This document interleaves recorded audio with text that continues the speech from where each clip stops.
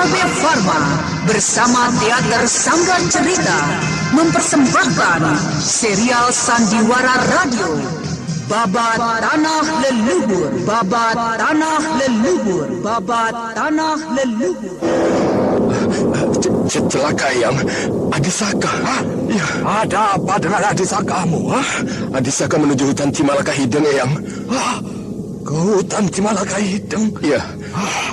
Bagaimana anak itu tahu kalau kami berada di sana?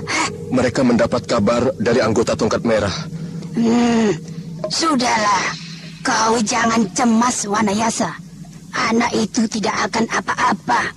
Sebuah kisah kolosal dari tanah leluhur ratusan tahun yang silam di tanah Pasundan yang diwarnai dengan kekerasan, ambisi, keserakahan, iri dan dengki, serta cita-cita dan cinta anak manusia.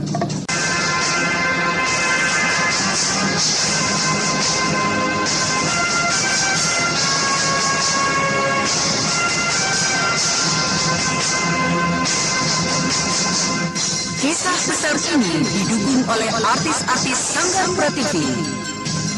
Babat Tanah Leluhur. Kali ini dalam episode kelima dengan judul Bidadari Pencabut Nyawa. Bidadari Pencabut Nyawa. Naskah disusun oleh Tizar Sponsen. Ide cerita Cece Suhyar.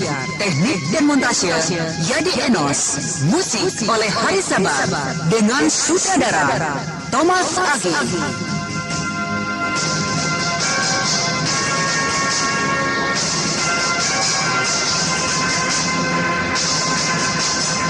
Pada seri yang ke-26 ini menampilkan Eli Ermawati sebagai Antin Wulan, Lilinur Indasari sebagai Mayang Telasi, Hana Pertiwi sebagai Sariti, Rusli sebagai Raden Setakling, Hari Akik sebagai Eyang Wanayasa, Eli Burhan sebagai Dewi Jampi, Hari Laksono sebagai Raden Pancar Dumung, dan pembawa cerita Nenis Sumardi. Selamat mengikuti.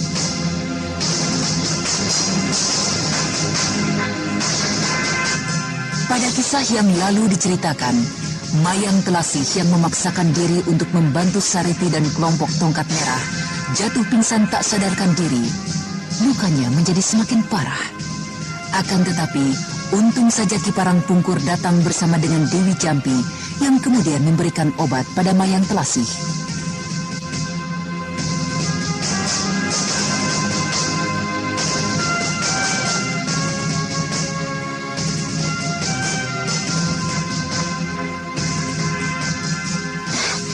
Coba kau pegang obat ini, Kang. Biar aku yang pegang dan buka mulutnya Kakang Seta. Ya. Ini, Kang. Iya. Coba kau masukkan obat itu, Kang. Iya, iya. Hati-hati, Kang. Iya. Terus, Kang. Iya. Iya. Celaka, Kang. Mayang memuntahkan obat-obat itu. Dan lihatlah, darah yang hitam mengental itu. Tidak apa, Sariti. Kukira itu adalah darah yang memang harus dikeluarkan. Darah hitam itu adalah karena luka dalam tubuhnya yang sejak kemarin dideritanya. Nah, lihatlah itu. Dia tertidur. Iya, jika begitu, kau dapat beristirahat sekarang, Kakang. Baiklah, adik Sariti. Aku tinggalkan kau ya. Aku ingin menemui Eyang Guru. Maafkan saya, Eyang. Saya telah bersalah melalaikan tugas yang telah Eyang berikan. Apakah yang kau maksudkan? Cempaka. Benar, Eyang Guru. Cempaka telah lepas dari tangan saya, Eyang. Seseorang telah membawanya pergi. Bagaimana itu sampai dapat terjadi, Seta? Siapa yang telah membawanya pergi? Saya tidak tahu, Eyang. Saya tidak tahu. Akan tetapi kami berkesimpulan bahwa yang mengambilnya adalah kakek Mamangkuraya. Kau ini bicara apa, Seta? Iya, bukankah Mamangkuraya menurutmu sudah mati di Bukit Batu Larang, Wanayasa? Seta, apa yang kau katakan? Ceritakan apa yang telah terjadi sesungguhnya. Ketika Eyang memerintahkan saya dan juga Sariti kembali, saya hanya menemukan Raden Karmapala seorang diri. Seorang pengawalnya sudah tidak bernyawa lagi. Dan darinya saya mendapat keterangan bahwa Sariti baru saja menyusul Raden Purbaya yang dibawa oleh Mayang Telasi. Purbaya. Kau katakan Purbaya juga berada di sekitar Cimalaka Hideng? Benar, Eyang. Purbaya telah dilarikan oleh Mayang Telasi dan di Kahanggara si Kumbang Madu. Saya mencoba untuk mengikuti dan akhirnya... Demikianlah, kemudian Raden Setakling menceritakan semua pengalamannya bertemu dengan Mayang Telasih dan Dika Hanggara, juga tentang lenyapnya cempaka dari sisi Sariti tanpa disadarinya. Benar perkiraan kalian. Aku pun mungkin tidak dapat mengambil cempaka dari sisi Sariti tanpa diketahuinya. Satu-satunya orang yang dapat melakukannya hanyalah kakekmu Mamangkuraya. Jerangkong hidup sudah tidak mungkin melakukannya. Dia sudah mendapatkan luka yang sangat parah. Lalu bagaimanakah dengan Jerangkong hidup, Eyang? Dan juga dengan Raden Karmapala yang saya tinggalkan di Cimalaka Hideng itu? Anak itu masih berada di sana. Setelah beberapa saat aku dan utusan Galuh itu tiba. Dan anak itu tidak bersedia untuk ikut denganku lagi. Dia telah kembali ke Galuh bersama dengan Pakih Sulung dan rombongannya. Sedangkan dengan Jerangkong hidup, benar-benar membuat aku dan semua kawan-kawan yang mengejar menjadi pusing kepala. Kami tidak berhasil menemukannya. Lalu kami berkesimpulan dia bersembunyi di tempatnya. Dan untuk dapat menyelamatkan jiwanya, rasanya sudah tidak mungkin lagi. Bersembunyi di hutan Cimalaka Hideng? Ya, kami berkesimpulan demikian. Celaka, Eyang. Adisaka. Ya, ada apa dengan Adisakamu? Adisaka menuju hutan Cimalaka Hideng, Eyang. Ke hutan Cimalaka Hideng? Iya. Bagaimana anak itu tahu kalau kami berada di sana? Mereka mendapat kabar dari anggota Tongkat Merah. Sudahlah, kau jangan cemas, Wanayasa. Anak itu tidak akan apa-apa. Aku tidak yakin Burit Putra masih akan mampu membunuh Saka. Ya. Kita kembali saja ke Kalijaga, Seta. Iya. Kita akan beristirahat di sana. Kita menunggu waktu untuk membangun kembali padepokan Gua Larang.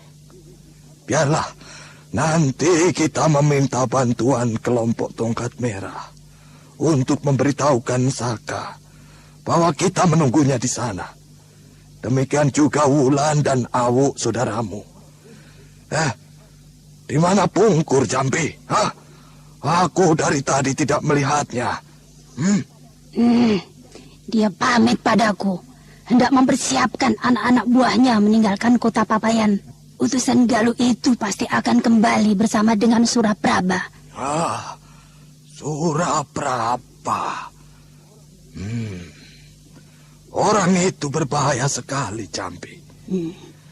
Beberapa puluh tahun yang lalu, aku pernah bertanding dengannya.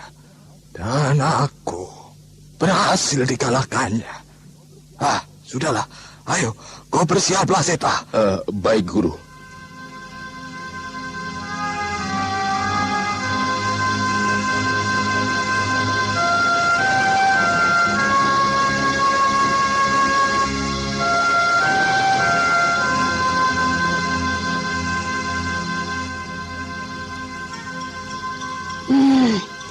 Keadaan wanita ini cukup serius.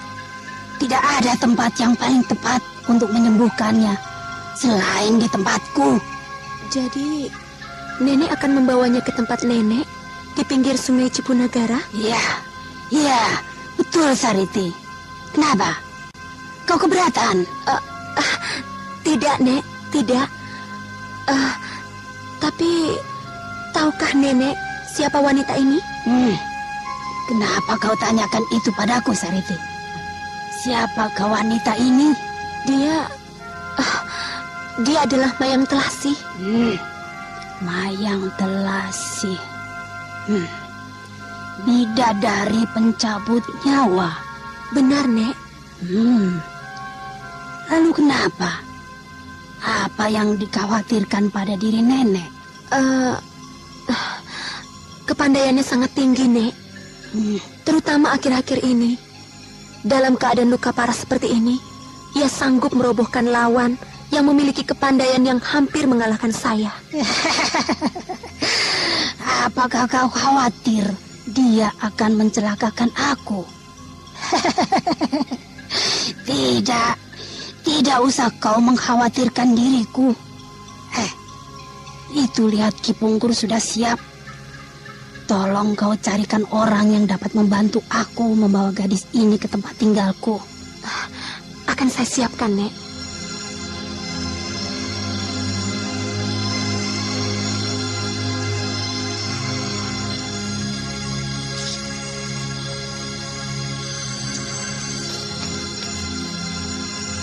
Setelah mempersiapkan segala sesuatunya, berangkatlah Dewi Jampi membawa Mayang Telasi dengan diantar beberapa anggota Tongkat Merah. Dan pada saat itu juga, markas Tongkat Merah Kota Papayan dan markas-markas lainnya di sekitar kota-kota besar Indraprasta dikosongkan. Dan atas perintah dari Ki Parangpungkur, mereka diminta untuk berhati-hati menghadapi serangan mendadak dari Indraprasta.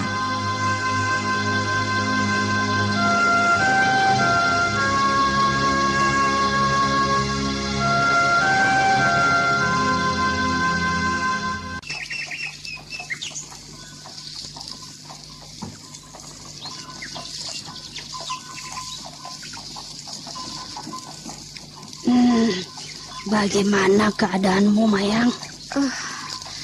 Siapakah kau ini, nenek tua? Dan di mana Sariti? Dan Kakang Setakeling? Mereka tidak sanggup lagi mengobatimu. Lalu engkau? Aku akan mencoba untuk mengobatimu. Lukamu sudah teramat parah, Mayang. Sudahlah, jangan terlampau banyak mengeluarkan suara. Guncangan gerobak ini sudah mengganggumu. Janganlah kau tambah lagi dengan bicara yang tak ada gunanya. Bagaimana dengan lukamu? Rasanya tubuhmu? Tubuhku serasa panas sekali. Dan aku sedikit pun tidak dapat menggerakkan anggota badanku. Itu hanyalah karena obatku. Aku tidak ingin tubuhmu bergerak. Aku berikan obat agar kau dapat mengistirahatkan seluruh anggota tubuhmu. Nah, beristirahatlah. Nenek, tahukah kau siapa diriku ini sebenarnya? Tentu saja. Bukankah kau Mayang Telasi, tokoh yang amat ditakuti oleh pendekar-pendekar tanah Pasundan? Seorang tokoh yang amat kejam, jahat. Aku seorang pembunuh. Kenapa kau menolongku? Apakah karena kau seorang pembunuh, aku membiarkan saja kau yang sakit seperti ini mati dengan begitu saja? Aku adalah seorang ahli obat-obatan. Ya, tugasku mengobati orang. Iya, seperti dirimu ini. Mayang Telasi, bidadari pencabut nyawa. Alangkah malunya dan hinanya dirimu. Kau yang begitu disegani dan ditakuti oleh kaum pendekar tanah Pasundan, kini menjadi orang yang amat dikasihani. Kau terlempar dari tangan orang yang satu ke tangan orang yang lain. Kau terlempar dari tangan seorang bocah hingga ke tangan seorang nenek yang hampir jompo. Di mana kegarangan yang selama ini kau bangga-banggakan? Kini kau tak lagi pantas menyandang gelar kebanggaanmu, pencabut nyawa.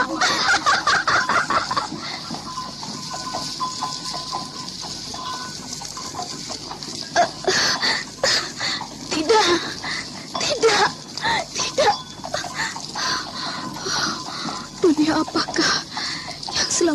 aku jalankan benar-benar gila.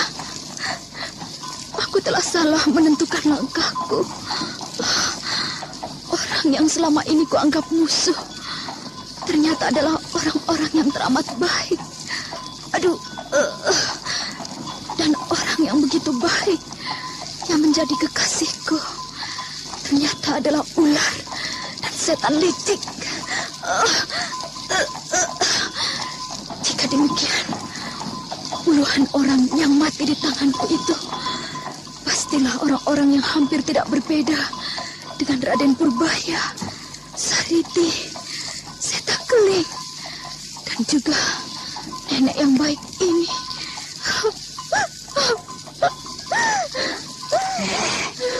Kau menangis, Mayang. Kau dapat menangis. Kenapa kau menangis, Mayang? Oh, anak baik, anak baik. Sementara kita tinggalkan dulu Mayang Telasih yang sedang menuju ke tempat Dewi Jampi di pinggir sungai Cipunagara. Sekarang marilah kita ikuti perjalanan Anting Wulan menuju Indraprasta hanya ditemani oleh si Tunggul Kuda Putih yang sangat perkasa.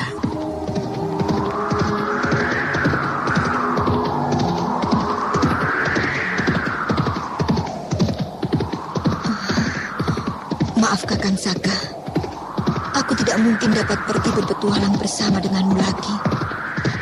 Dosa yang pernah kuperbuat pada Intan Pandini dan juga padamu tak dapat kuhapus dari hatiku. Dosa itu begitu dalam membekas di relung hatiku. Aku harus mengurangi kecepatan lari si Tunggul.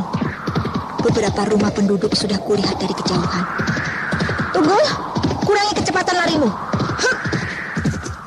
Nah, sebentar lagi kita akan tiba di gerbang Indraprasta. Nah, Tunggul, itu. Kau lihatlah gerbang kota Raja Indraprasta. 2 ekor harimau besar yang terbuat dari batu dipajang di atas gerbangnya. Nah, ayo Tunggul, kurangi lagi kecepatanmu. Kau harus berjalan santai memasuki gerbang kota besar itu. Kota besar yang belum pernah ku kenal. Ayo.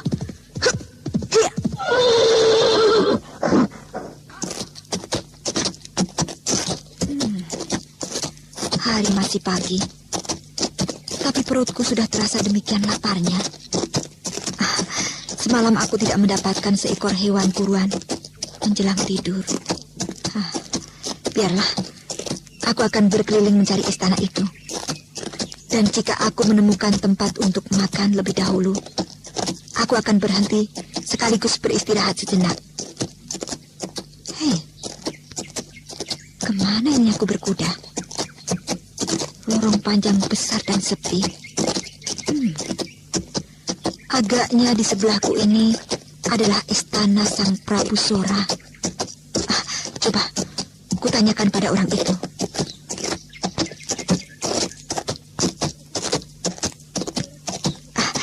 Di sana, bolehkah aku sedikit bertanya padamu?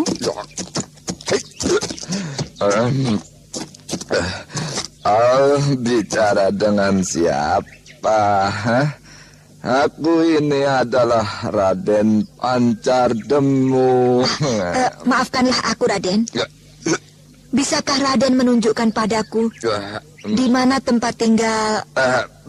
Bukan seperti itu caranya aku berhadapan dan bertanya dengan aku.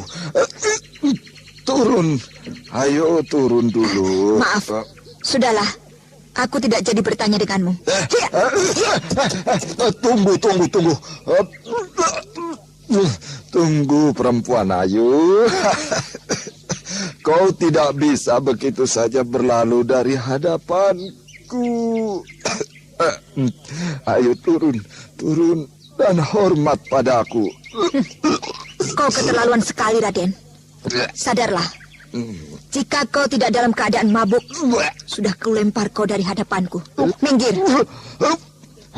Masa denganmu aku juga harus kalah? Aku terpaksa harus memberikan hajaran padamu, perempuan ayu.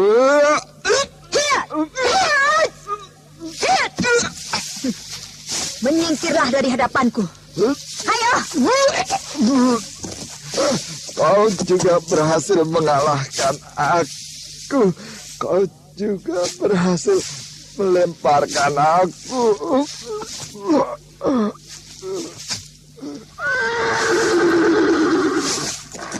Kenapa jadi seperti ini? Aku tidak memukulnya. Aku hanya melemparnya. Dan lagi juga tidak terlalu keras jatuhnya. Di semak itu.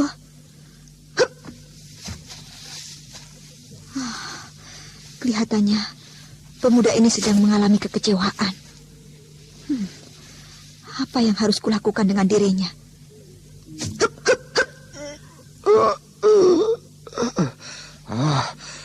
Aku tidak boleh kalah dengan Sancaka. Sobat, sadarlah. Apa yang sebenarnya terjadi dengan dirimu? Siapakah kau? Kau wanita hebat. Aku hanyalah seorang pengembara. Aku sedang mencari tempat tinggal Ki Suraprabha. Ki Suraprabha. Lepaskan peganganmu. Kenapa kau, sobat? Di mana rumah Ki Suraprabha? Kau carilah rumah orang itu.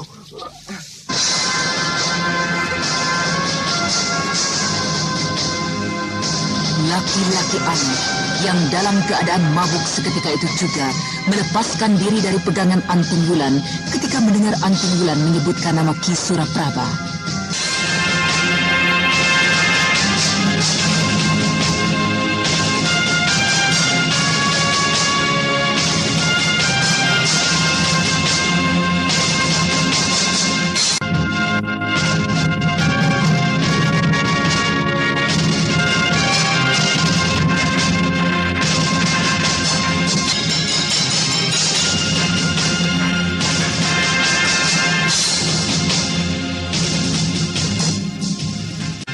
Anting Wulan yang sedang mencari rumah Ki Suraprabha bertemu dengan seorang pemuda yang berada dalam keadaan mabuk.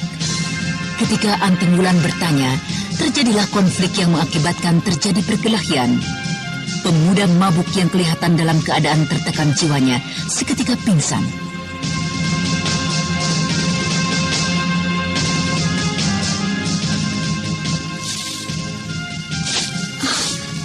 Kenapa jadi seperti ini? Aku tidak keras memukulnya. Aku hanya melemparnya dan jatuh ke semak itu.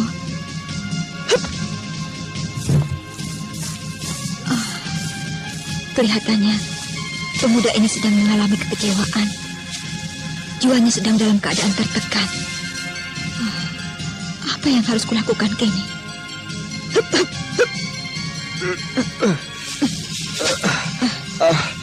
Aku tidak boleh kalah dengan Sancaka. Sobat, sadarlah. Apa yang sebenarnya terjadi dengan dirimu?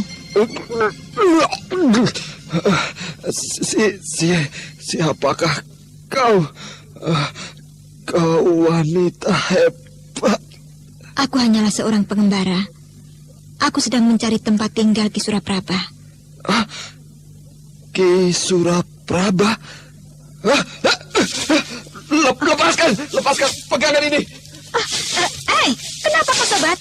Di mana rumah Ki Suraprabha? Kau carilah sendiri, aku tidak tahu. Ada apa dengan pemuda itu? Aneh sekali sikapnya. Aneh.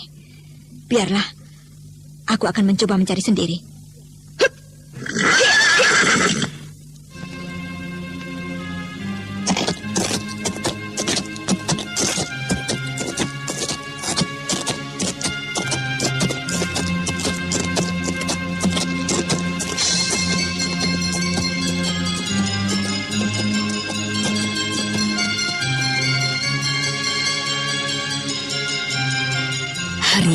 semakin panas. Matahari naik semakin tinggi. Anting Wulan yang bertanya pada seorang prajurit akhirnya mendapat petunjuk letak dari tempat tinggal Ki Suraprabha. Dan kemudian dia segera menuju rumah yang dicarinya itu.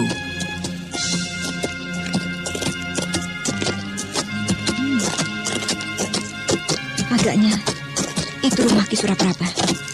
Coba kutanyakan pada penjaga di depannya. Maaf Kisana, apakah ini rumah Ki Suraprabha? Oh, benar. Mau apakah kau datang mencarinya? Ki Suraprabha pernah mengundangku untuk datang dan main ke rumahnya. Hah?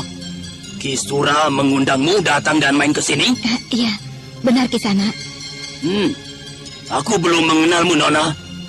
Jika kau ingin menghadap menemuinya, letakkan dulu pedang dan senjata pendek yang terselip di pinggangmu itu. Kau benar-benar keterlaluan. Masa aku tamu undangannya diperlakukan seperti itu? Kau sampaikan saja bahwa aku Anting Wulan dari Padepokan Gua Larang datang ingin menemuinya. Baiklah. Baiklah, kau tunggulah dulu di sini. Siapakah sesungguhnya Ki Suraprabha? Kelihatannya dia adalah seorang yang sangat penting. Dia amat dihormati. Tempat tinggalnya begitu bagus. Agaknya inilah satu-satunya bangunan terbaik selain Istana Indraprasta. Kukira pastilah juga kedudukannya kini adalah sebagai orang kedua yang memiliki kekuasaan setelah Sang Prabu Sora. Oh, maafkan saya, Nona. Maafkan saya. Mari silakan masuk. Apakah aku tidak harus meletakkan senjataku di sini? Oh, tidak. Tidak, Nona. Silakan masuk. Oh ya, mari ikuti saya. Ternyata kau datang juga ke tempatku ini, anak baik, anak manis. Ayo, mari kita ke dalam. Ayo, silahkan duduk. Ayo, silahkan duduk. Paman, Paman Suraprabha tidak usah terlalu repot. Saya memang hanya sekedar singgah saja. Saya ingin banyak melihat suasana kota Raja Indraprasta ini, Paman. Oh, iya. Masih sangat banyak waktu untuk itu. Nanti aku atau anakku Sancaka akan mengantarkan berkeliling kota praja ini. Sancaka? Iya, Sancaka anakku. Kenapa? Apakah kau sudah mengenalnya? Belum, Paman. Hanya saja rasanya saya pernah mengenal nama itu. Kebetulan. Ayo, kemari kau Sancaka. Sancaka, ini, kenalkan Anting Wulan, murid dari Padepokan Gua Larang. Bukankah kau sudah mengenal nama besar dari Padepokan itu? Namaku Sancaka. Aku Anting Wulan. Ayah, aku datang kemari hendak melaporkan satu masalah. Kau berkelahi lagi dengan anak itu? Dengan Dumung? Iya, Ayah, dengan Dumung. Anak tolol. Kau selalu saja mencari perkara dengan orang. Apakah kau tidak dapat menahan diri? Anak itu terlalu keras kepala, Ayah. Iya, tapi kau tidak seharusnya melayani seorang pemuda lemah seperti itu. Seorang pemuda yang tidak memiliki kepandaian. Iya, tapi pemuda lemah itu sangat sombong, Ayah. Saya tidak diizinkannya main ke dalam kompleks istana untuk bertemu dengan Seruni. Sudahlah, kau jangan layani anak itu. Biarkan saja. Bukankah kau dapat mengalah? Tidak mengapa tidak berjumpa dengan Seruni. Sudahlah. Kau pergilah ke belakang. Ibumu mencari-carimu sejak tadi. Baik, Ayah. Saya pamit. Paman, anak mudanya gagah-gagah di Indraprasta ini penuh dengan semangat yang menyala-nyala. Pastilah prajurit-prajuritnya tidak berbeda. Tapi saya tidak melihat banyak prajurit yang berkeliaran di kota raja ini, Paman. Apakah memang Indraprasta ini sedikit sekali memiliki prajurit-prajurit kerajaan? Prajurit itu berada di pusat latihan. Prajurit-prajurit itu tidak setiap hari turun ke kota raja. Sudahlah. Sebaiknya kita tidak membicarakan hal itu. Kita ke ruang makan. Kukira istriku telah menyiapkan sesuatu yang dapat kita nikmati. Ayo. Anting Wulan yang memang merasa sudah saatnya mengisi perutnya tidak dapat lagi menolak kebaikan dari Ki Suraprabha. Kemudian Anting Wulan makan bersama dengan keluarga Ki Suraprabha. Sungguh risih sekali rasanya. Aku harus terlibat terlalu jauh dengan urusan negara. Tugas menjadi mata-mata atau penyelidik ini membuat sikapku menjadi sangat terbatas. Mudah-mudahan saja tugasku tidak berlarut-larut di Indraprastha. Setelah selesai makan dan beristirahat, kau akan segera kuajak untuk menemui Sang Prabu. Kukira beliau akan sangat bersenang hati dapat berjumpa denganmu. Ayolah, selesaikan makanmu. Baik, Paman. Kirangga, sebentar. Ikat kudamu di situ. Ada apa kau datang kemari, Kisura? Saya membawa seorang petualang wanita yang perkasa. Baginda pasti akan senang bertemu dengannya. Karena dia adalah murid dari Resi Wanayasa. Oh iya. Tapi Baginda baru saja beristirahat. Jika kau tetap ingin berjumpa, tunggu saja beberapa saat. Nanti aku akan menanyakan kesediaannya. Wulan, kemarilah kau. Mari kuperkenalkan dengan Kirangga yang merupakan pengurus Istana Indraprastha. Aku telah mengenalnya. Dia adalah Raden Kuda Amuksa yang bernama lain Kirangga. Semula dia adalah pengurus Istana Galuh. Pengkhianat inilah yang sebenarnya menjadi sasaran tugasku. Wulan, berilah hormat pada Kirangga. Beliau masih merupakan keluarga dari Sang Prabu Sora. Saya Anting Wulan, menghaturkan sembah bakti pada Tuanku Rangga. Iya, anak manis. Rasa-rasanya aku pernah mengenal dirimu. Iya, rasa-rasanya aku pernah melihat dirimu. Di mana Kirangga? Entahlah. Oh, Dewata Agung. Mungkinkah Kirangga dapat mengenali diriku? Mungkinkah? Mungkin di tempat ini, Ki. Kau sudah meliriknya ketika kami memasuki kompleks istana ini. Iya. Baiklah. Kalian tunggulah Anda di sini. sekarang masih mendengarkan Aku akan Sandiwara coba Radio melihat di channel kemungkinan Memori apakah Sri 80. Baginda dapat menerima tamu hari ini. Ya, tunggulah di sini. Paman, sebenarnya apakah hubungan Paman dengan Baginda? Apakah Paman juga seorang petugas kerajaan? Semula tugasku adalah pengurus istana ini. Tidak berbeda dengan yang dilakukan oleh Kirangga sekarang. Jadi Kirangga itu menggantikan tugas Paman? Ya, itulah sebabnya putraku menjadi uring-uringan.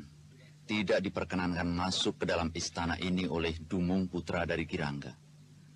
Putraku sejak kecil sudah berhubungan akrab dengan Seruni, putri dari Sang Prabu Sora. Lalu, apakah tugas Paman sekarang ini?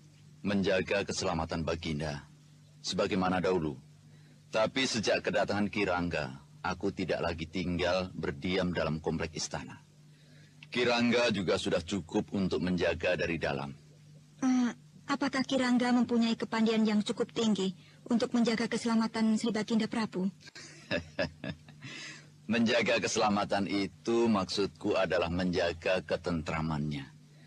Jika keselamatan jiwanya, kau kira masih ada orang di tanah Pasundan ini yang dapat mengalahkannya? Oh, sedemikian saktinya-kah beliau? Iya, sangat luar biasa sekali. Oh, itu, Kirangga sudah kembali. Bagaimana Kirangga? Maaf Kisura. Baginda sudah masuk kembali ke sanggar pemujaannya untuk berlatih. Kisura tentu sudah mengerti jika Baginda sudah masuk ke dalam sana, bukan? Baiklah, kami kembali saja. Besok saja kami kembali kemari. Iya, betul. Jika begitu saya akan menyampaikannya. Begitu Baginda keluar dari sanggarnya. Terima kasih Kirangga. Saya permisi dulu. Mari Paman Rangga. Mari.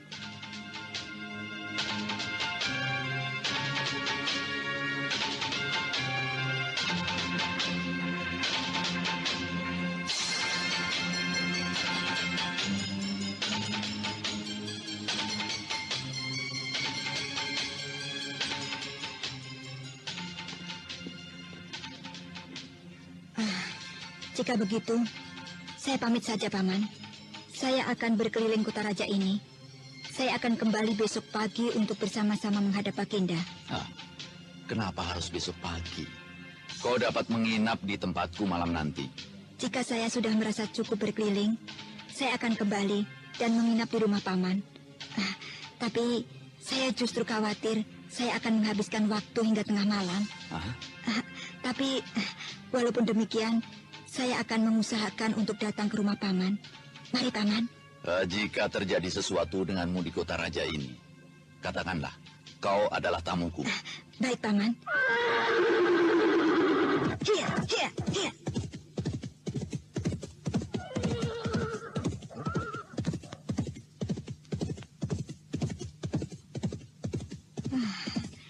Aku akan melihat suasana di pinggiran kota raja ini. Pemusatan kekuatan prajurit itu pastilah berada di pinggiran kota raja. Hiya, hiya, hiya, hiya.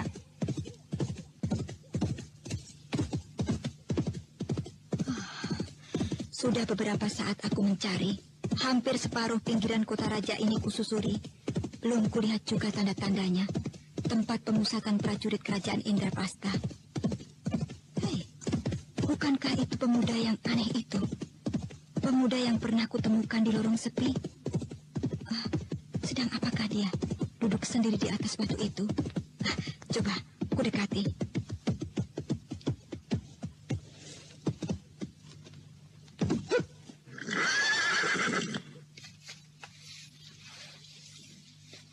Hei, mau apa kau datang kemari?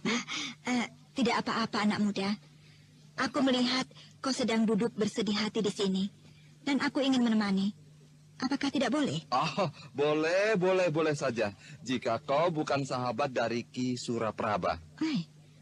Apa hubunganmu dengan Ki Sura? Kenapa kau begitu mendendam padanya? Itu urusanku. Kau pergilah, tinggalkan aku di sini. Jika aku katakan aku bukanlah sahabatnya, bagaimana? Bukan sahabat dari Ki Suraprabha. Lalu untuk apa kau mencarinya? Aku mempunyai urusan penting, rahasia. Dan kau bukan sahabatnya? Benar. Apakah kau dapat mempercayaiku? Sulit untuk dapat mempercayaimu. Bukan sahabat, tapi kau menjumpainya untuk membicarakan urusan rahasia. Tapi aku percaya padamu. Aku percaya. Sekarang aku yang bertanya padamu. Bagaimana kau bisa mempercayaiku dengan begitu saja? Aku tidak mempercayaimu dengan begitu saja. Tapi keterus-teranganmu itu membuatku dapat mempercayaimu. Bagus. Kau cerdik dan cukup cermat, sobat. Bolehkah aku mengetahui kenapa kau jadi seperti ini? Tiba-tiba saja pingsan. Aku tidak memukulmu keras-keras tadi. Dan juga kau kelihatannya membenci Ki Suraprabha. Begini.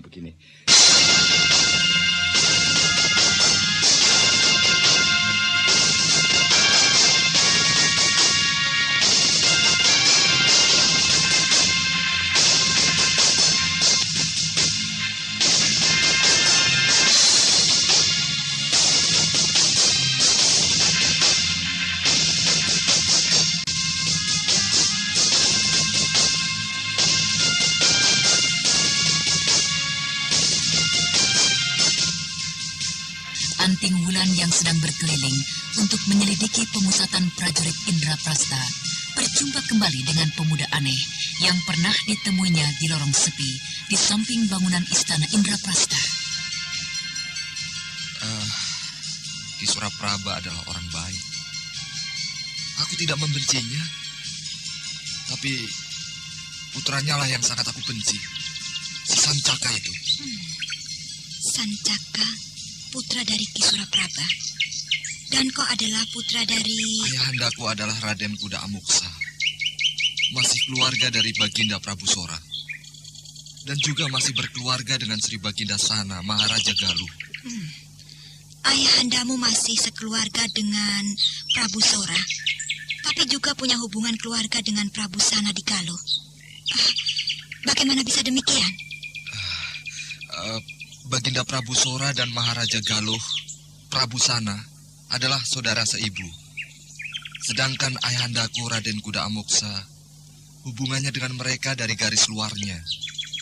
Ayahku adalah saudara sepupu dengan mereka. Lalu namamu sendiri siapa, anak muda? Namaku Wulan. Aku Pancar Dungung. Lalu, apa yang menyebabkan kau bersedih seperti ini?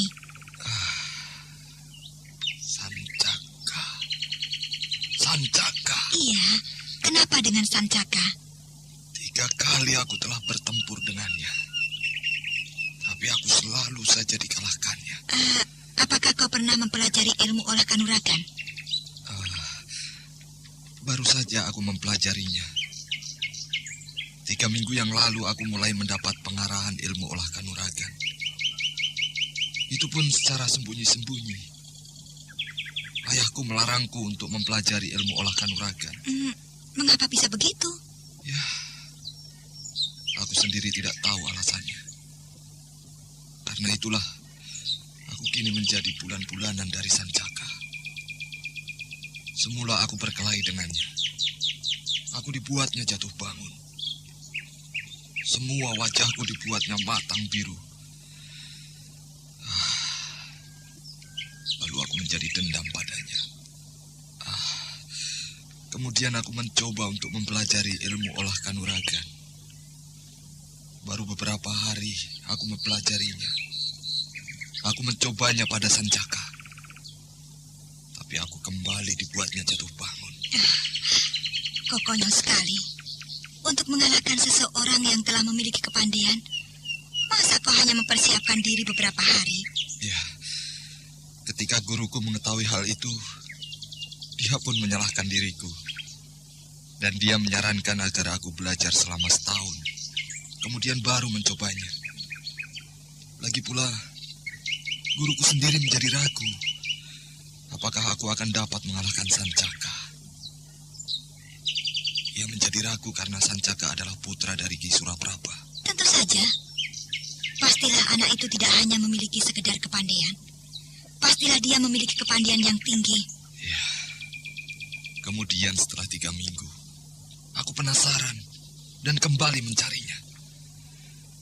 Tapi, ya, seperti inilah kejadiannya. Aku kemudian tidak pulang semalam-malaman. Aku minum tua hingga pagi hari. Dan kemudian bertemu denganmu tadi. Sebenarnya, ada urusan apakah antara kau dengannya? Aku bersahabat baik dengan Putri Seruni. Putri dari Ayahanda Prabu Sora. Tapi, sejak anak itu kembali dari perguruannya, dia juga tinggal bersama ayahnya dalam kompleks istana. Tunggu dulu. Kau tadi menyebut Ayahanda pada Baginda Prabu Sora. Apakah kau tidak salah? Ya, aku memang memanggilnya Ayahanda. Baginda mengizinkannya. Karena aku sejak kecil tidak hidup bersama-sama dengan ayahku. Ayahku baru saja kembali dari Galuh. Ya. Sekarang coba kau teruskan ceritamu tentang Sancaka tadi. Ya, sejak anak itu kembali dan tinggal bersama-sama denganku dalam komplek istana, dia mencoba bertingkah mengganggu Putri Seruni. Mengganggu Putri Seruni? Iya, mengganggu, maksudku menggodanya dengan tingkahnya yang memuakkan. Kau rupanya cemburu, Dumung. Tidak, aku tidak cemburu. Aku hanya tidak senang caranya bicara dengan Seruni. Kelihatannya dia sering membuat Seruni jadi serba salah. Dan ketika ayahku pulang dari Galuh dan tinggal bersama-sama denganku, ayahandaku diangkat Baginda menggantikan Ki Suraprabha.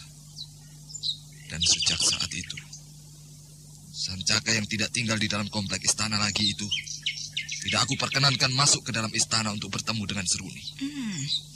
Jadi mulai sejak itu, kalian terlibat urusan dengannya? Iya. Tapi kenapa untuk urusan yang demikian itu kau sampai sedih seperti ini? Seperti bukan seorang laki-laki saja kau ini. Loh, kok malah menangis?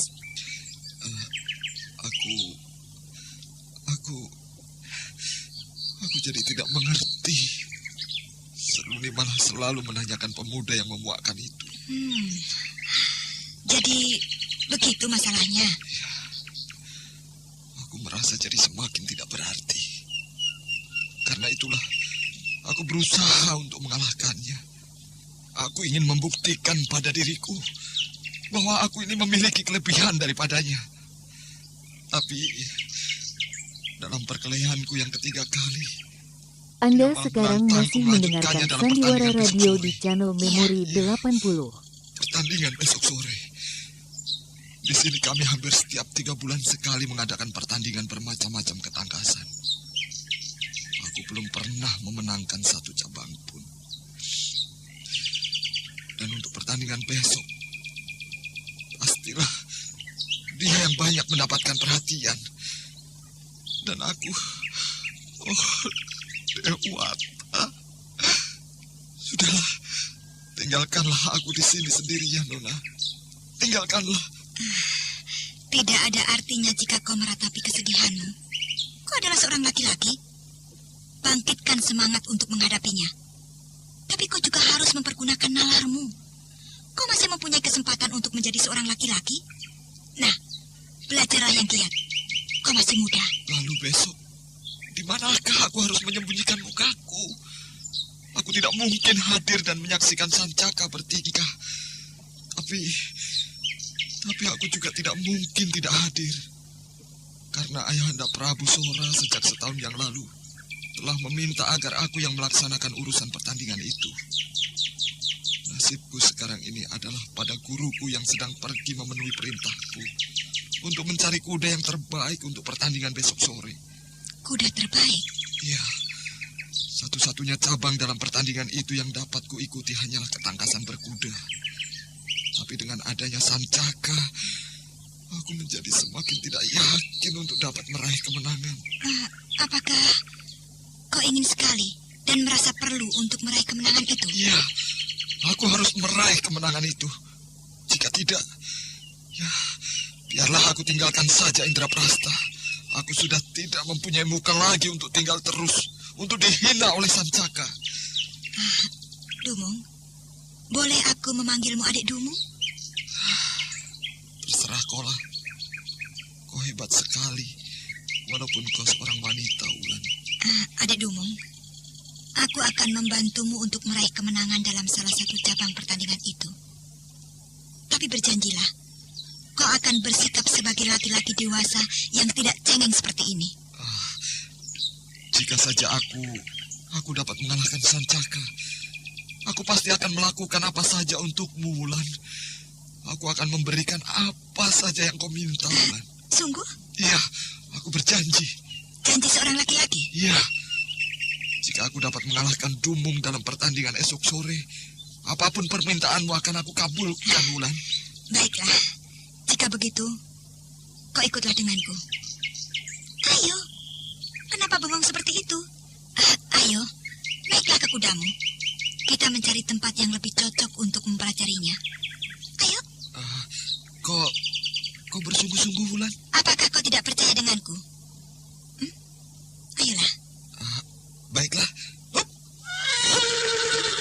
Mari, ikuti aku. Hiya, hiya, hiya.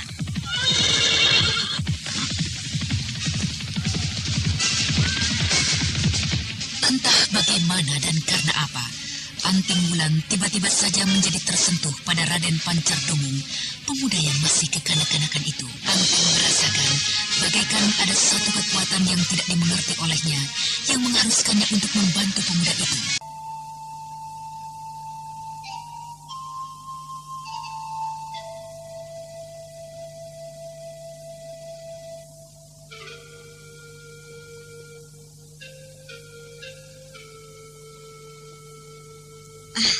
Baiklah, sekarang dengarlah permintaanku ini.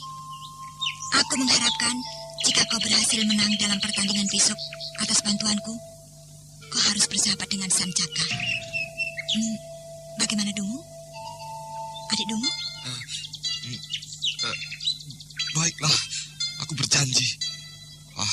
Aku kira jika aku dapat mengalahkan anak itu, aku tidak akan merasa rendah untuk bersama-sama dengannya bersahabat dengan Seruni. Bagus adik Dumung. Aku akan meminjamkan kudaku ini padamu. Dan besok kau pasti akan dapat memenangkan pertandingan itu. Bukankah kau selalu mengikuti pertandingan ketangkasan berkuda? Iya. Pertandingan itu adalah pertandingan puncak yang paling disukai oleh seluruh rakyat Indraprasta. Bahkan Seruni pun selalu hadir hanya untuk melihat pertandingan itu. Nah, Jika demikian, kau pakailah kudaku ini.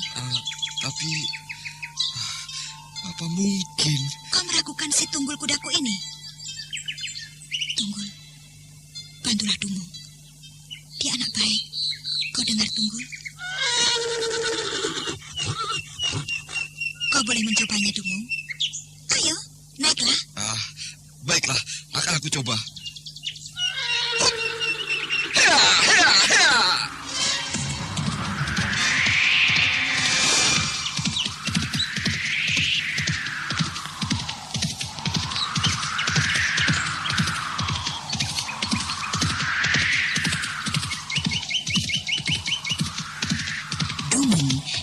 Mengira dengan kehebatan Tunggul, hampir saja terlempar dari punggung Tunggul kuda aneh itu. Akan tetapi, ternyata pemuda yang tidak memiliki kepandaian olah kanuragan ini cukup memiliki ketangkasan berkuda yang dapat dibanggakan. Setelah berhasil menguasai keseimbangan tubuhnya, ia mendekam erat di punggung Tunggul.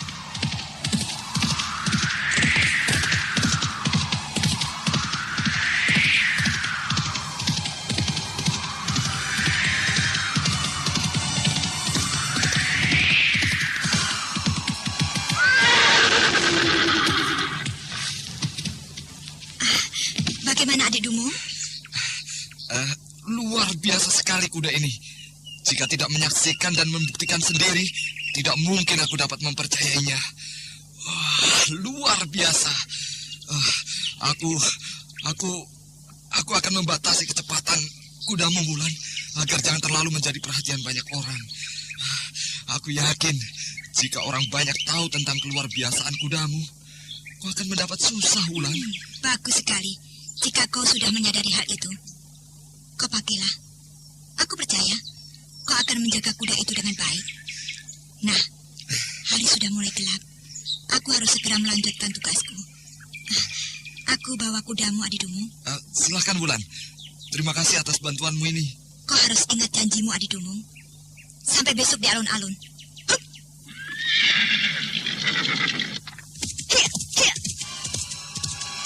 Aku harus menemukan tempat pemusatan pasukan Indraprasta. Aku yakin tempat itu tak jauh dari pinggiran kota raja. Hei, apa itu? Mataku masih dapat melihat penunggang kuda yang melintas di depanku. Ke arah timur adalah prajurit-prajurit Indraprasta. Agaknya aku telah sampai pada tempat yang kucari. Coba, ku ikuti mereka.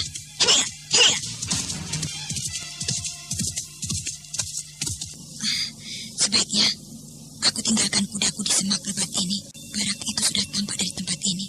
Aku akan mencoba untuk menyelidiki ke dalam. Pastilah tak jauh di depanku banyak ditempatkan para penjaga. Aku harus berhati-hati.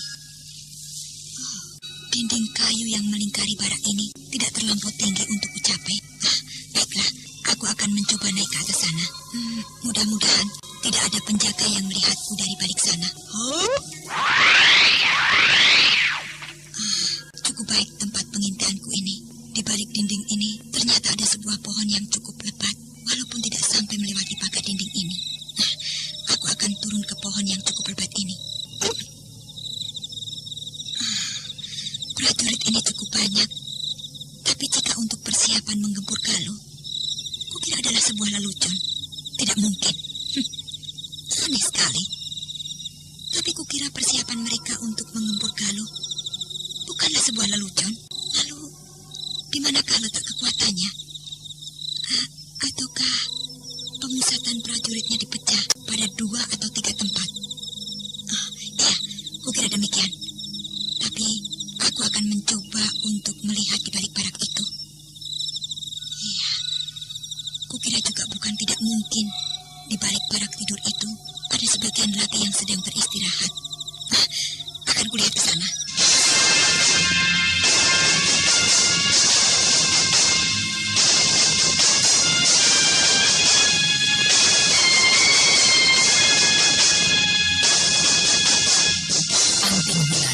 Kemudian melompat turun ke bawah tanah. Dan dari balik gerobak dan karung-karung, ia mengendap-endap menuju ke balik barak tidur prajurit Indraprasta.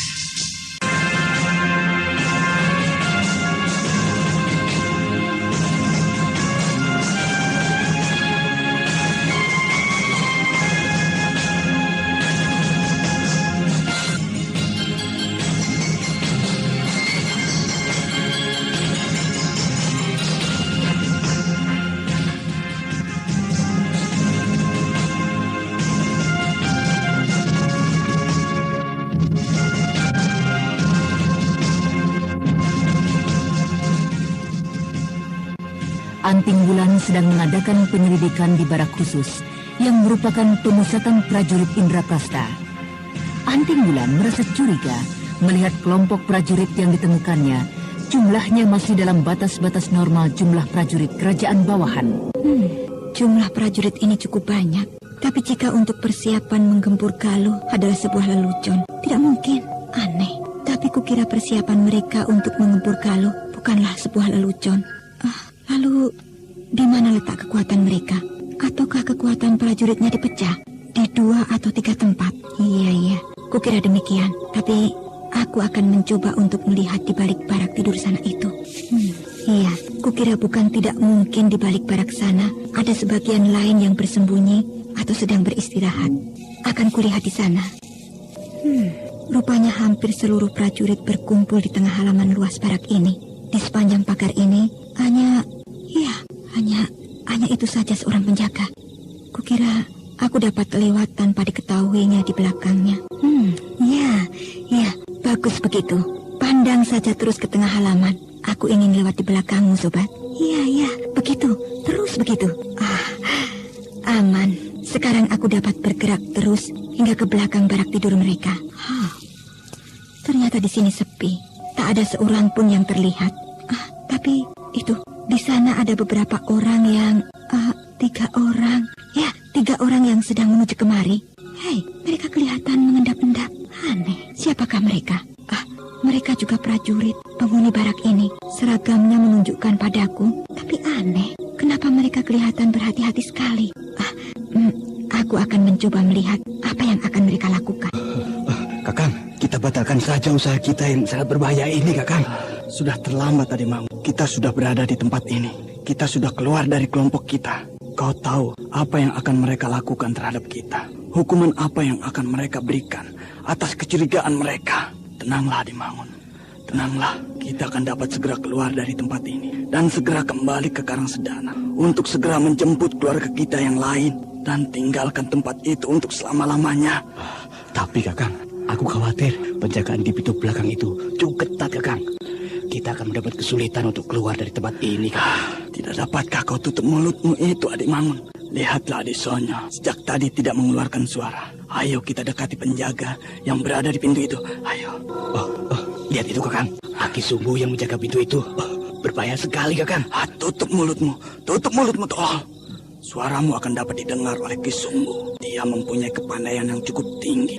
Iya, apa yang harus kita lakukan sekarang? Sudah tidak ada jalan lain. Kita akan segera diketahui. Tentu beberapa orang kawan-kawan kita akan mencari. Dan hal tersebut akan sampai pada pimpinan kelompok. Lalu pimpinan tertinggi di barat ini. Dan mereka segera akan melakukan pencarian ke seluruh barak ini. Dan ya, kau benar, Adi Mangun. Kita akan dihukum berat. Tak ada jalan lain. Kita harus cepat-cepat meninggalkan tempat ini. Kau tunggulah di sini. Apa yang akan Kakang lakukan? Aku akan memperdaya Aki Sumbu. Ingat, apapun yang akan terjadi, jangan hiraukan aku. Kalian berdua larilah. Begitu aku beri tanda, ya. Tapi apakah yang akan Kakang lakukan? Aku akan memperdaya Aki Sumbu dengan mengatakan bahwa ia dipanggil oleh pimpinan. Dan aku akan menggantikannya bersama dengan kawannya itu. Aku yakin dia akan dapat mempercayai aku. Karena aku adalah salah seorang pimpinan kelompok. Dan kawannya itu akan aku selesaikan dengan tiba-tiba. Tunggulah di sini. Dewata Agung, tolonglah hambamu ini. Semoga Aki Sumbu tidak akan mencurigai dengan kedatanganku. Aneh, dia masih diam saja. Padahal seharusnya dia sudah melihatku. Aki dipanggil oleh Ki Chandra. Ada sesuatu yang akan dibicarakannya. Lalu saya diminta. Aki. Aneh, dia kelihatannya dalam keadaan tidak sadar. Ya, kedua-duanya. Ya, juga prajurit itu. Aku harus cepat-cepat memberikan tanda pada kedua kawanku. Segera saja, ketika pelarian itu mempergunakan kesempatan yang sudah berada di hadapannya. Kesempatan yang hadir tanpa mereka mengerti. Sementara itu, dari balik semak-semak, Anting Wulan memperhatikan semua gerak-gerik mereka. Untung lemparan batu yang kuarahkan pada orang yang bernama Ki Sumbu itu langsung berhasil. Jika perkiraanku tentang kepandaian orang itu meleset, tentulah ketiga orang itu akan sulit untuk melanjutkan pelariannya.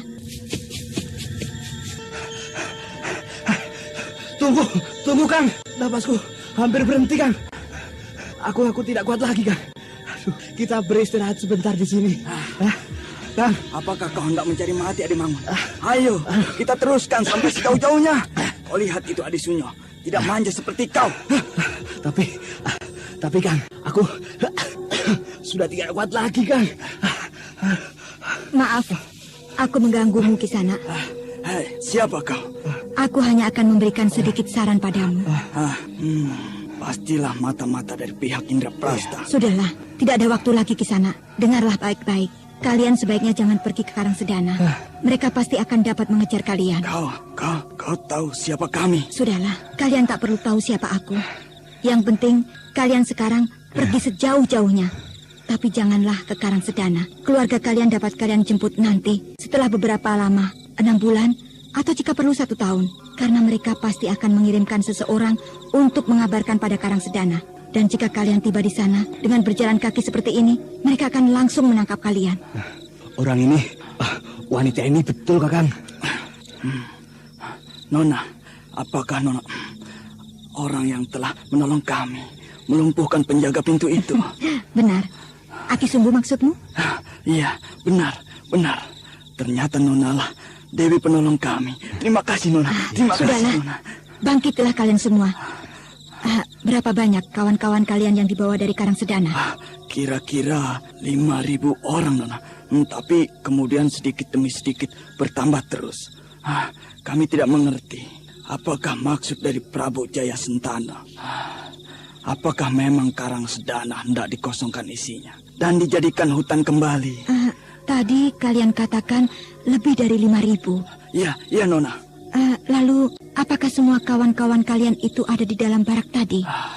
Itulah yang agak aneh, Nona. Kami juga heran, karena tidak menjumpai sebagian dari rombongan besar kami. Apakah prajurit-prajurit yang berada di dalam barak tadi hanyalah prajurit-prajurit Karang Sedana? Nona, jangan salah mengira. Kami bukanlah prajurit. Kami hanyalah penduduk Karang Sedana. Dan sebagian dari penghuni barak itu juga penduduk, bukan prajurit.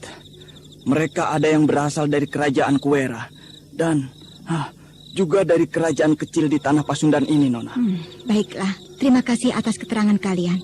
Nah, cepatlah, tinggalkan tempat ini. Jangan kembali dulu ke Karang Sedana. Kau pasti akan mendapat kesulitan di sana. Sayang sekali, kita tidak tahu siapa namanya. Iya, sayang sekali. Jika saja kita tahu, tentu kita akan dapat mendoakannya agar selalu dapat perlindungan Dewata yang agung.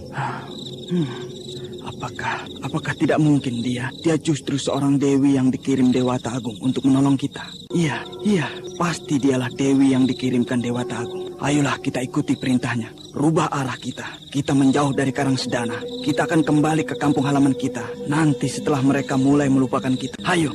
Mari. Menjelang tengah malam, Anting Wulan tiba di sekitar istana Indraprasta. Ia menjadi ragu untuk memasuki rumah Ki Suraprabha pada malam-malam seperti ini. Karena itu, Anting Wulan yang sudah mulai kelelahan beristirahat di bawah pohon yang besar dan rindang, dan kuda yang didapatnya dari Raden Pancardumung ditambatkan di sampingnya.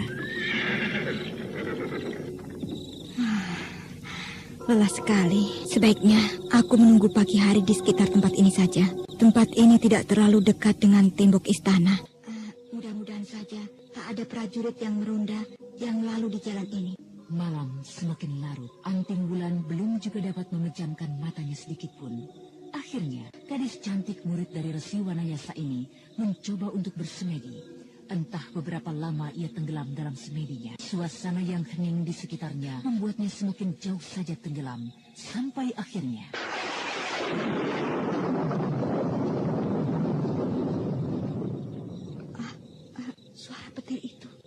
Suara petir itu benar-benar mengejutkan aku. Sudah pagikah ini? Fajar belum lagi tampak di langit ujung sana. Masih tengah malam agaknya.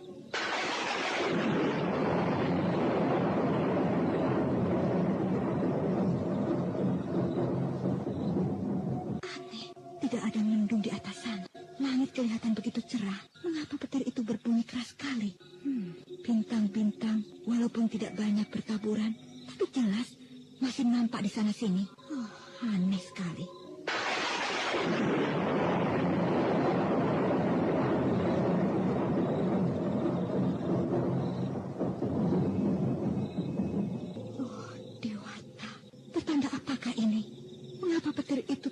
berbunyi dalam situasi seperti ini. Hei, apa itu?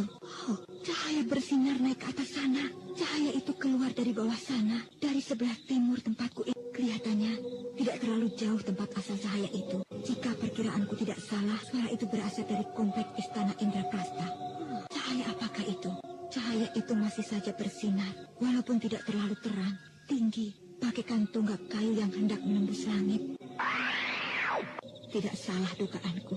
Cahaya itu berasal dari kompleks istana. Tapi apakah penyebabnya? Cahaya apakah itu sebenarnya? Kau di sini rupanya, Wulan. Paman Sura kiranya Paman membuat saya terkejut. Apakah kau tertarik dengan cahaya itu, Wulan? Benar, Paman. Cahaya apakah itu sebenarnya? Seperti halnya dengan engkau. Aku pun tertarik dengan cahaya itu. Hanya bedanya, aku sudah beberapa kali mengamati cahaya itu. Cahaya itu adalah cahaya yang keluar dari ruang pemujaan Baginda Rangyang Prabu Sora. Baginda Prabu Sora? Ya, benar.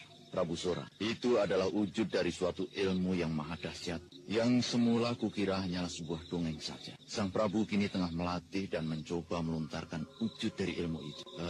Angkasa. Ya, hanya angkasalah yang dapat menerima lontaran ilmu itu. Sang Prabu tidak mungkin melemparkan kekuatan ilmu itu di tempat-tempat lain sekitar istana. Karena ilmu itu benar-benar mempunyai kekuatan menghancurkan yang amat dahsyat. Luar biasa sekali, Paman. Ilmu apakah itu sebenarnya? Aku hanya dapat itu adalah Aji Sakti Banyu Cakrabuana. Aji Banyu Cakrabuana. Aji Banyu Cakrabuana. Apakah kau pernah mendengar cerita dan dongeng tentang Aji itu? Iya.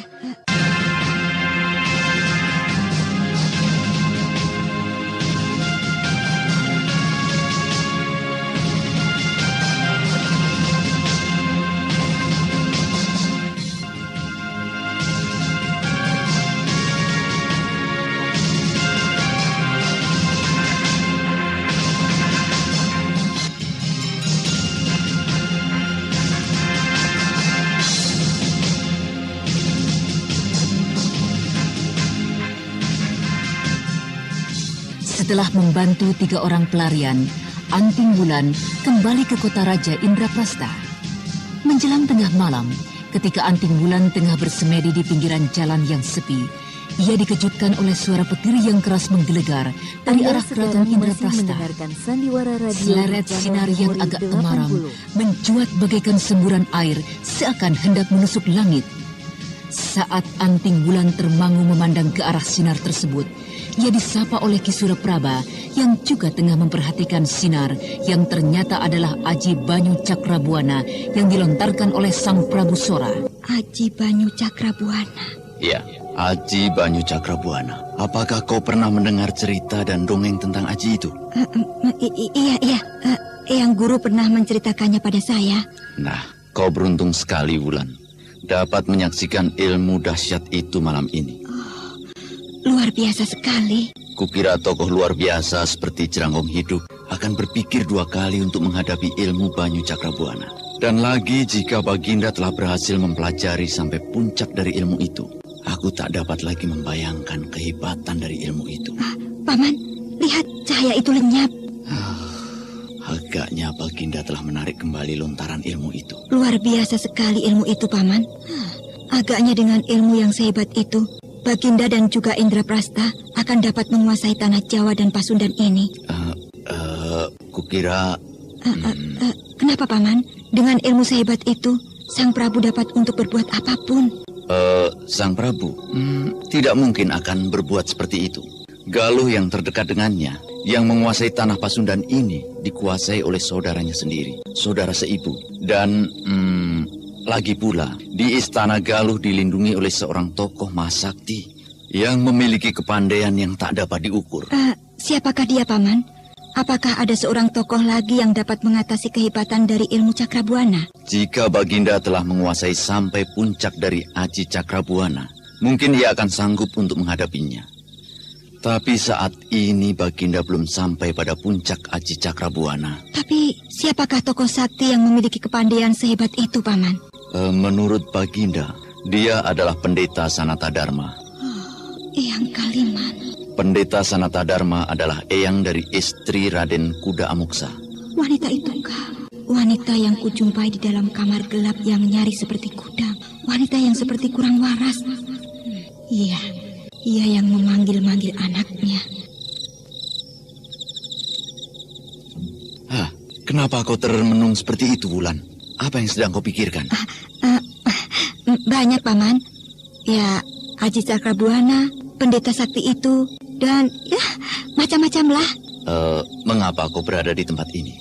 Mengapa kau tidak kembali ke rumahku untuk beristirahat? Saya kembali dari berkeliling menjelang tengah malam. Saya tidak ingin mengganggu Paman sekeluarga.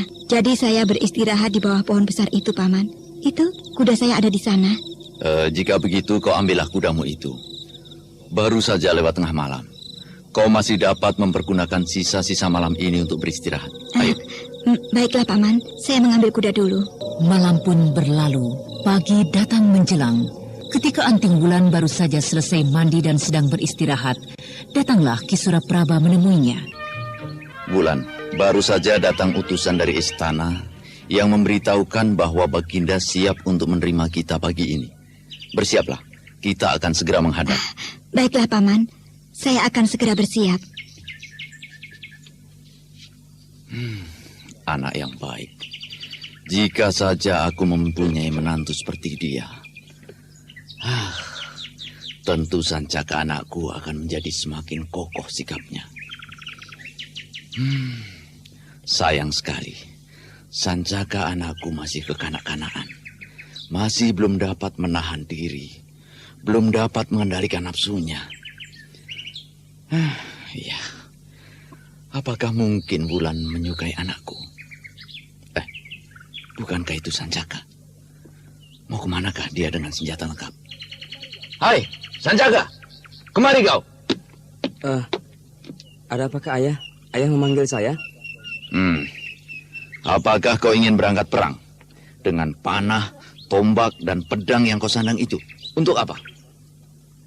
Apakah ayah Anda lupa? Bukankah hari ini di alun-alun ada keramaian? Lomba ketangkasan antar pemuda-pemuda Indraprasta. Untuk apa lagi kau mengikuti lomba itu? Sudah lebih dari 3 tahun kau selalu menjuarai lomba-lomba itu. Apa yang sebenarnya sedang kau cari? Adu ketangkasan itu dimaksudkan untuk merangsang anak-anak muda agar mau masuk menjadi prajurit Indraprasta. Aku harap kau mau mengundurkan diri dalam pertandingan kali ini. Tidak ada gunanya. Baiklah, ayah. Ini adalah pertandinganku yang terakhir. Aku ingin pada pertandingan ini menjuarai seluruh cabang. Aku tidak ingin seperti waktu yang lalu. Satu cabang yang justru menjadi ajang perhatian lolos dari tanganku. Kau tidak kalah, Sancaka. Kekalahanmu saat itu bukan berarti kau kalah terampil dalam menunggang kuda. Tapi kuda lawanmu jauh lebih baik. Tapi kali ini aku telah mempersiapkannya, ayah. Kuda yang sangat baik. Aku meminjam kuda dari Paman Santa pembantu ayah. Kuda Sumba itu? Iya, dengan kuda yang berasal dari seberang lautan itu, aku akan mengalahkan Raden Maduraga. Hanya pesanku... Saya sudah siap, Paman. Ayo kemarilah. Kita berangkat, Wulan. Apakah Sancaka akan ikut menghadap Sang Prabu? Tidak, Wulan. Dia dengan perlengkapan sebanyak itu hendak meraih seluruh cabang pertandingan di alun-alun. Oh ya, pesanku Sancaka. Aku tidak ingin terjadi sesuatu antara dirimu dengan putra Raden Kuda Amoksa. Saya mengerti, ayah. Semoga saja dia tidak mencari gara-gara di arena itu. Dengar. Apapun yang terjadi, kau tidak boleh terlibat pertikaian dengannya. Kau harus mengalah jika terjadi sesuatu di tengah arena itu. Mengerti? Atau kau tidak boleh mengikuti pertandingan itu sama sekali. Baiklah, ya. Saya mengerti. Saya akan melakukan pesan ayah. Aku ingin kau kembali bersahabat sebagaimana saat pertama kali kau datang kemari. Kalian selalu main bersama-sama. Baiklah, ayah. Ini adalah pertandingan saya yang terakhir. Dan juga saya akan berusaha menahan diri saya setelah saya memenangkan adu ketangkasan berkuda. Iya, berangkatlah. Semoga kau berhasil. Tapi, apakah ayahanda tidak hendak menyaksikan?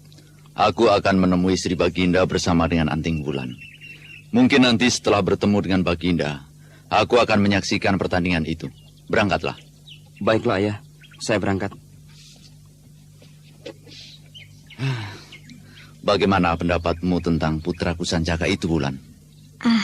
Seorang pemuda yang penuh dengan gejolak semangat yang tinggi. Semangat itu akan mendukung segala rencananya jika ia berhasil mengendalikannya. Iya, jika berhasil. Tapi jika tidak, justru itu akan menjadi bumerang baginya. Benar, Paman.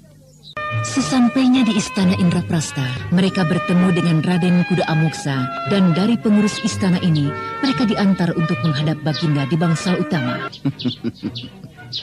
Ya, Baginda kelihatan gembira sekali ketika aku katakan bahwa ada murid dari Ki Wanayasa yang ingin menghadap. Terima kasih, Paman Rangga.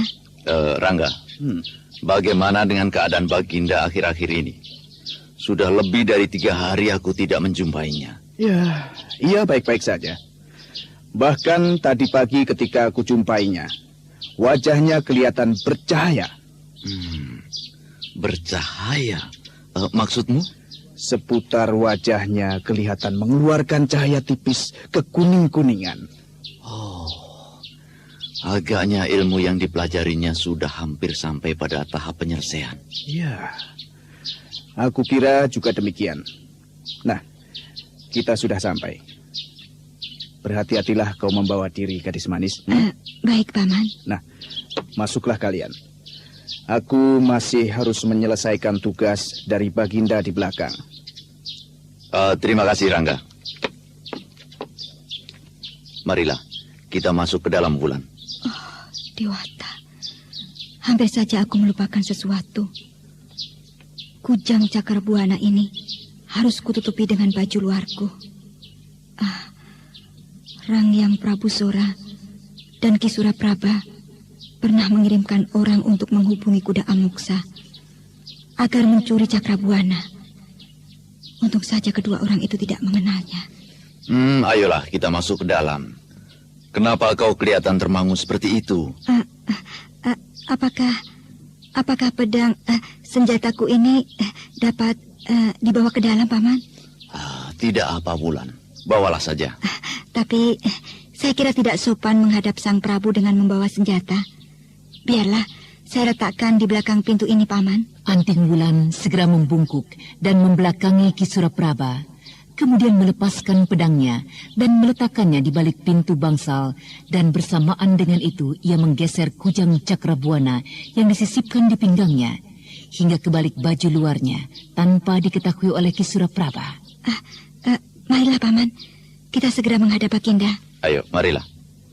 Dengan hati berdebar, Anting Wulan melangkahkan kakinya memasuki bangsal utama, tempat di mana Ranghyang Prabu Sora menunggunya. Baru beberapa tindak, gadis manis murid dari Resi Wanayasa itu memasuki pintu bangsal utama. Matanya telah terpaku oleh sesosok tubuh yang tengah duduk bersila di ujung ruangan dengan sikap tubuh yang agak aneh. Matanya terpejam, akan tetapi kepalanya tengadah ke atas. Dan di sekitar wajahnya, cahaya kekuning-kuningan terpancar halus. Dan dengan pandangan tetap pada tubuh Sang Prabu Sora, Anting Wulan melangkah perlahan mendekatinya, mengikuti Ki Suraprabha. Iya, benar agaknya. Sang Prabu menguasai aji Banyu Cakrabuana. Sikapnya itu adalah sikap khusus dari semedi Banyu Cakrabuana. Aku telah mempelajarinya di dalam gua bawah tanah.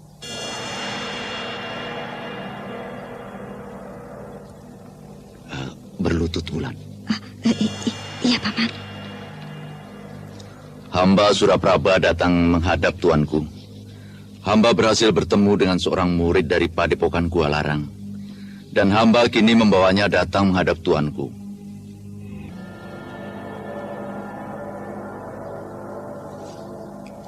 Ranghyang Prabu Sora masih saja berdiam diri. Matanya belum lagi dibuka. Kepalanya tetap tengadah. Suasana di bangsal utama itu terasa sepi, tak sedikit suara pun yang terdengar, kecuali desah nafas dari Ki Suraprabha dan Anting Wulan yang masih saja berlutut. Akhirnya setelah beberapa saat, Ranghyang Prabu Sora membuka matanya dan memandang ke arah dua orang yang tengah berlutut di hadapannya. Bangkitlah Sura, gadis muda, dan duduklah dengan baik di hadapanku. Terima kasih tuanku atas izin tuanku untuk kami menghadap. Inikah dia murid dari Paman Wanayasa, Sura? Benar tuanku.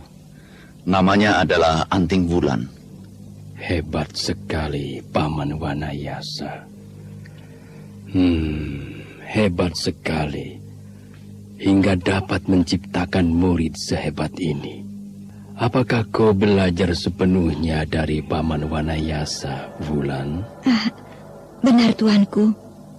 Hamba yang bodoh hanya belajar dari Eyang Wanayasa. Dia adalah satu-satunya guru hamba. Hamba adalah muridnya yang termuda, murid yang terbodoh.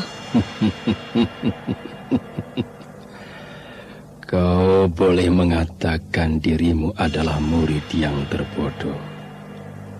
Tapi langkah kakimu masuk ke dalam sini tidak dapat membodohi telingaku.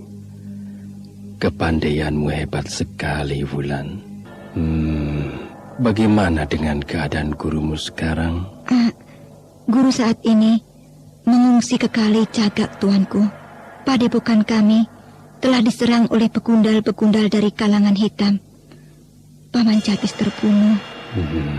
Iya. Sebenarnya aku juga telah mendengar berita itu. Tapi syukurlah jika ayahmu masih selamat, Wulan. Setan licik. Bukankah orang-orang yang menyerbu ke padepokanku adalah sebagian orang-orang Indraprasta?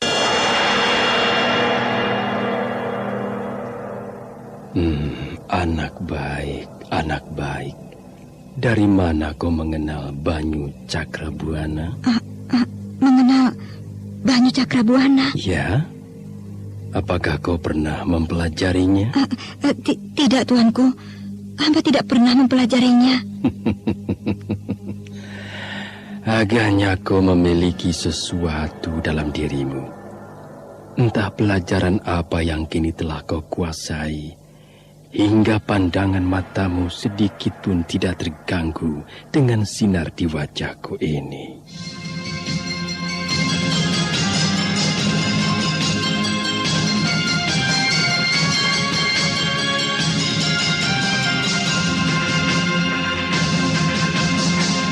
Jantung Anting Wulan berdegup keras. Ia tak tahu apakah harus berbohong ataukah menceritakan semua yang diketahuinya tentang Aji Banyu Cakrabuana. Nah, para pendengar sekalian, apakah yang kemudian terjadi dengan Anting Wulan di Keraton Indraprasta? Dan bagaimana pula dengan kisah Raden Pancardumung dan Sancaka? Untuk mengetahui jawabannya, ikutilah kisah Babat Tanah Leluhur ini dalam episode ke-6, Banyu Cakrabuana.